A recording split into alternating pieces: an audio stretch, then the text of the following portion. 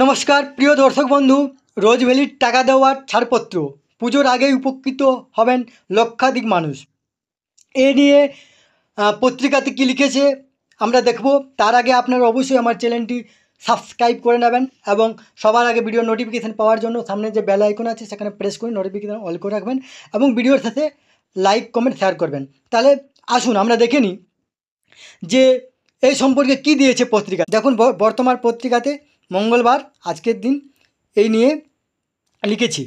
Chit fund সংস্থা রোজ ভ্যালির প্রতারিত আমানতকারীদের জন্য সুখবর, পুজোর আগেই তাদের টাকা ফেরানোর প্রক্রিয়া শুরু হয়ে যাবে। রোজ ভ্যালি গ্রুপের 14টি ফিক্সড ডিপোজিট আগেই বাজেয়াপ্ত করেছিল অর্থাৎ ইডি। সেই ডিপোজিটের 12 কোটি টাকা থেকে প্রথম দফায় প্রতারিত আমানতকারীদের টাকা ফিরিয়ে দেওয়া হবে বলে জানা গিয়েছে। যাদের আমানতের পরিমাণ 2000 টাকা থেকে 10,000-এর মধ্যে প্রথম পর্বে অর্থাৎ পুজোর আগেই তাদের অর্থ ফেরানোর প্রক্রিয়া শুরু হয়ে যাবে। উৎসবের মরশুমে বেশ কয়েক লক্ষ মানুষ এর ফলে উপকৃত হবেন বলে জানা যাচ্ছে। রোজ ভ্যালিতে প্রতারিত আমানতকারীর সংখ্যা প্রায় 60 লক্ষ। তাদের মোট আমানতের অঙ্ক প্রায় 3,500 কোটি টাকা।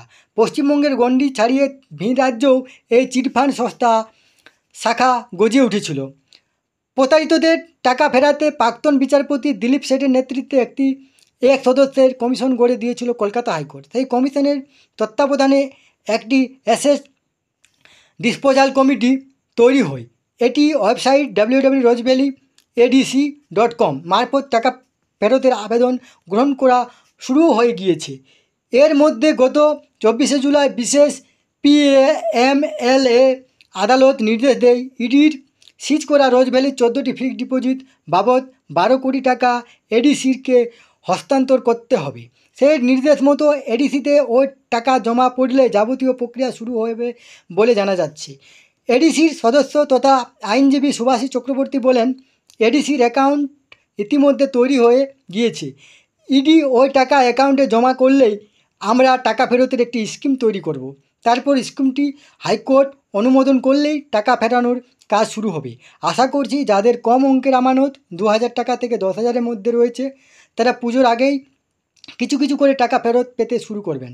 শুধু এই 12 কোটিই নয়, জানা গিয়েছে রোজ ভ্যালি সম্পত্তি বিক্রি করে ইতিমধ্যে 2100 কোটি টাকা পাওয়া গিয়েছে। এর মধ্যে 800 কোটি নগদ জমা রয়েছে ইডির কাছেই।